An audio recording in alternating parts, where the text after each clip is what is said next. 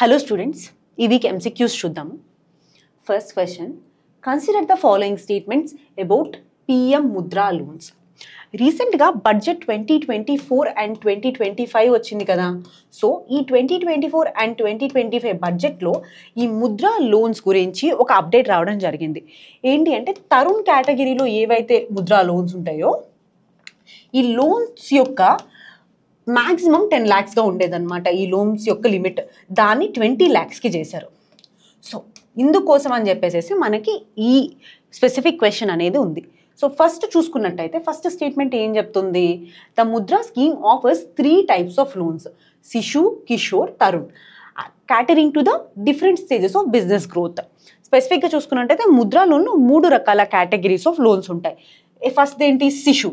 శిశు అంటే మ్యాక్సిమం 50,000 వరకు ఇస్తారు ఈ కేటగిరీ కింద. అండ్ తర్వాతది కిషోర్. కిషోర్ వచ్చేటప్పటికి 50,000 నుంచి 5 lakhs వరకు ఇస్తారు దీని కింద. అండ్ మూడోది తరుణ్. తరుణ్లో ఇక్కడ 5 lakhs నుంచి 10 lakhs వరకు ఇస్తారు. సో అయితే ఈ బడ్జెట్ 2024 అండ్ 2025లో చెప్పింది ఏంటంటే ఈ 10 lakhని 20 lakhsకి ఇంక్రీజ్ చేశారనమాట. మ్యాక్సిమం ఇప్పుడు తరుణ్ కేటగిరీలో 20 lakhs వరకు ఇచ్చే అవకాశం ఉంటుంది. సో ఫస్ట్ స్టేట్మెంట్ ఏం చెప్తుంది? ఈ ముద్రా స్కీమ్లో 3 రకాల లోన్స్ ఉంటాయి. అవేంటివి? Shishu, Kishore and Tarun. First statement is right answer, right statement. Second statement ఏంటి? PM Mudra loans are only available to the agriculture activities. So బేసిక్గా పిఎం ముద్రా లోన్స్ అనేవి స్మాల్ బిజినెసెస్ ఏవైతే ఉంటాయో ఆ బిజినెస్ యొక్క అడ్వాన్స్మెంట్ కోసం అండ్ వాటి గ్రోత్ కోసం ఇస్తారనమాట. సో దే ఆర్ ఓన్లీ అంటే ఓన్లీ కాదు, they are only for small business development కోసం. సో సెకండ్ స్టేట్మెంట్ అనేది తప్పు. ఇప్పుడు ఏది కరెక్ట్ ఆన్సర్ అవుతుంది? Answer will be A. 1 only will be the correct answer. Okay, next question. Khaan Quest exercise recently seen in the news is related to. ఈ Khaan Quest అనే ఎక్సర్సైజ్ని host చేస్తుంది మంగోలియా. సో ఈ ఎక్సర్సైజ్ అనేది ఒక మల్టీలేటరల్ మిలిటరీ ఎక్సర్సైజ్ అనమాట. అయితే ఇందులో పీస్ కీపర్స్ ఉంటారు కదా,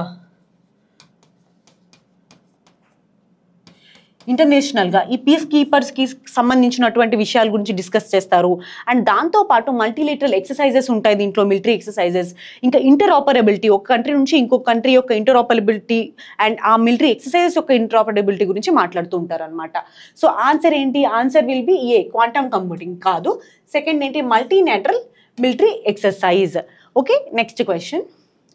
The term dark oxygen recently seen in the news refers to. అసలు డార్క్ ఆక్సిజన్ అంటే ఏంటి? రీసెంట్గా మనం చాలాసార్లు న్యూస్లో చూసాం ఈ డార్క్ ఆక్సిజన్ గురించి. So first of all oxygen అనేది ఎలా ప్రొడ్యూస్ అవుతుంది?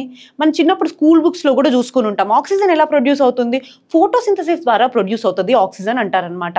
అయితే రీసెంట్గా డిస్కవరీ అయింది ఏంటంటే ఈ డార్క్ ఆక్సిజన్ అనే కాన్సెప్ట్లో ఆక్సిజన్ ఫోటోసింథసిస్ వల్లే కాదు, సీ ఉంటాయి కదా మెరైన్ ఎకోసిస్టమ్, అందులో సీ బెడ్లో నుంచి కూడా ఆక్సిజన్ అనేది ప్రొడ్యూస్ అవుతుందంట. ఇప్పుడు ఇక్కడ పాలీమెటాలిక్ నాడ్యూల్స్ ఎక్కడైతే ఉంటాయో అక్కడ నుంచి ఆక్సిజన్ ప్రొడక్షన్ జరగడం చూస్తున్నాం అనమాట.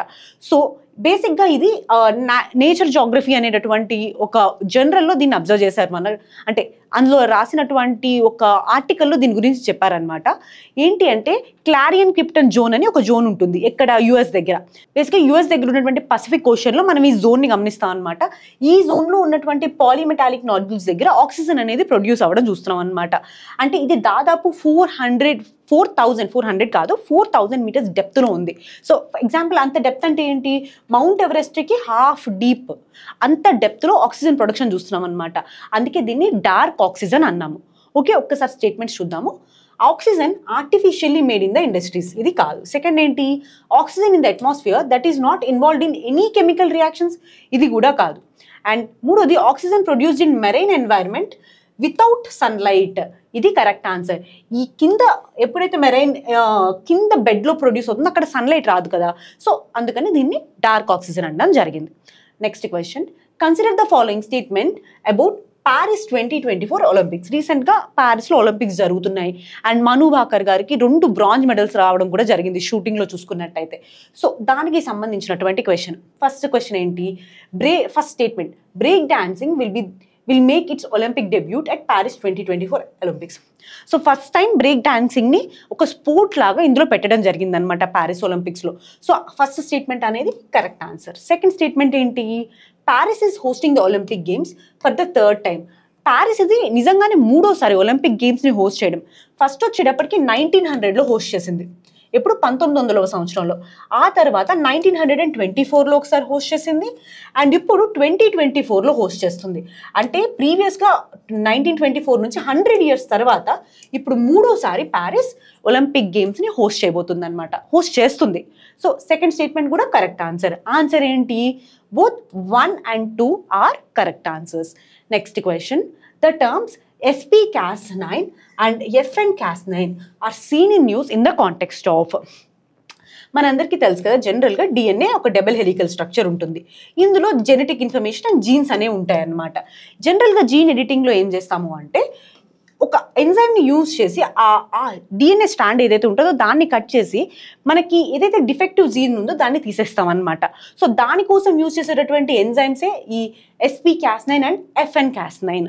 ఓకే, ఈ ఒక్కసారి స్టేట్మెంట్ చూద్దాము. ఆన్సర్ స్టేట్మెంట్ ఏంటి? ఏ క్వాంటమ్ కంప్యూటింగ్ కాదు. సెకండ్ ఏంటి? బ్లాక్ చైన్ టెక్నాలజీ, ఇది కూడా కాదు. థర్డ్ది gene editing. So gene editing is right answer. Okay, next question, the India employment report 2024 was released by. రీసెంట్గా ఇండియా ఎంప్లాయ్మెంట్ రిపోర్ట్ అనేది రిలీజ్ అయింది. సో ఎవరు రిలీజ్ చేస్తారు అనేది చూద్దాం. స్టేట్మెంట్స్ ఏంటి? నీతి ఆయోగ్ కాదు, రిజర్వ్ బ్యాంక్ ఆఫ్ ఇండియా కూడా కాదు, Ministry of Labour and Employment కూడా కాదు, International Labour Organization and Institute for Human Development. వీళ్ళిద్దరూ కలిపి ఇండియా ఎంప్లాయ్మెంట్ రిపోర్ట్ 2024ని రిలీజ్ చేస్తారు. ఆన్సర్ ఏంటి? D will be the right answer. Next question, the Seine river recently seen in the news in the context of the Olympics 2024 drains into. అసలు ఈ Seine river గురించి ఎందుకు వచ్చిందంటే, first thing, ప్యారిస్లో Olympics జరుగుతున్నాయి 2024లో. అక్కడ కొన్ని events ఉంటాయన్నమాట. Marathon ఎట్లా ఉంటుందో ట్రైథాన్ అని ఒకటి ఉంటుంది. ఇది దీనికోసం స్పెసిఫిక్గా రివర్లో చేయాల్సి ఉంటుంది అనమాట ఈ స్పోర్ట్. దాని తర్వాత ఓపెన్ స్విమ్మింగ్ కాంపిటీషన్స్ అవి పెడదాం అనుకున్నారు ఈ రివర్లో.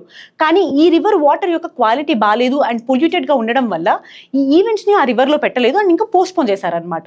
సో ఆ కాంటెక్స్ట్లో ఈ రివర్ మనకి న్యూస్లో ఉంది. సో ఇది ఎందులోకి డ్రైన్ చేస్తుంది అని అడుగుతారు. ఇది ఇంగ్లీష్ ఛానల్లోకి డ్రైన్ చేస్తుంది అనమాట. సో ఆన్సర్ ఏంటి? స్టేట్మెంట్స్ చూస్తే ఫస్ట్ మెటీరియల్ సి కాదు, అట్లాంటిక్ ఓషన్ కూడా కాదు.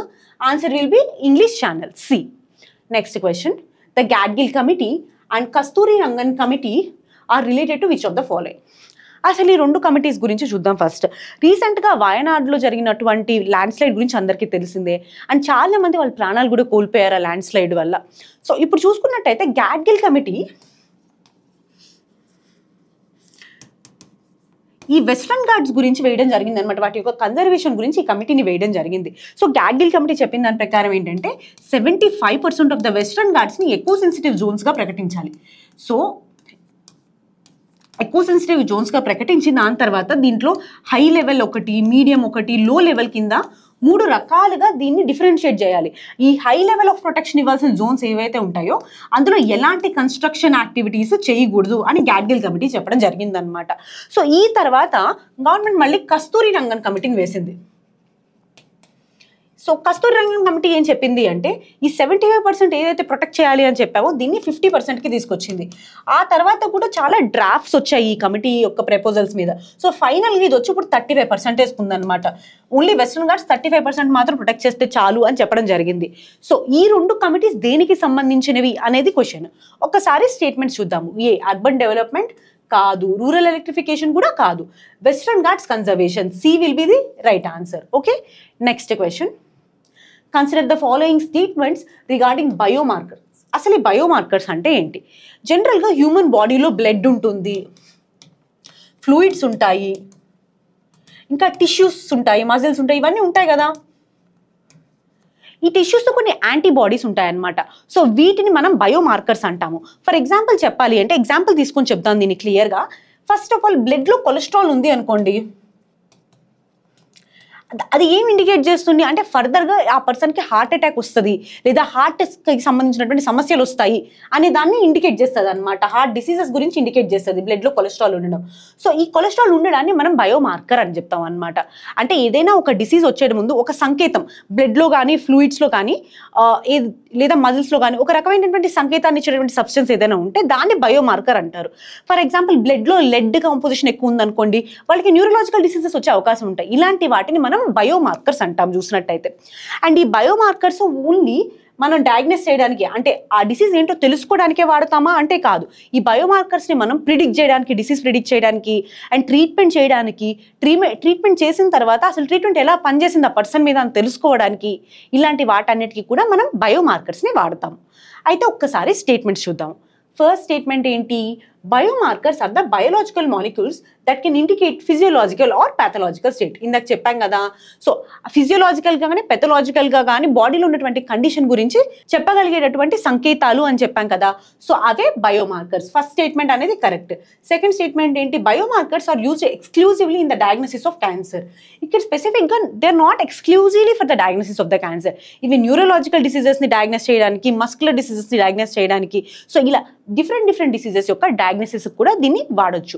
సో సెకండ్ స్టేట్మెంట్ అనేది తప్పు. ఎన్ని statements correct? Only one statement. అదేంటిది? Answer will be A, one only. Okay, next question. Tarang Shakti 2024 recently seen in the news refers to. ఇది మీరు కింద కామెంట్ సెక్షన్లో ఆన్సర్ చేయండి. Thank you.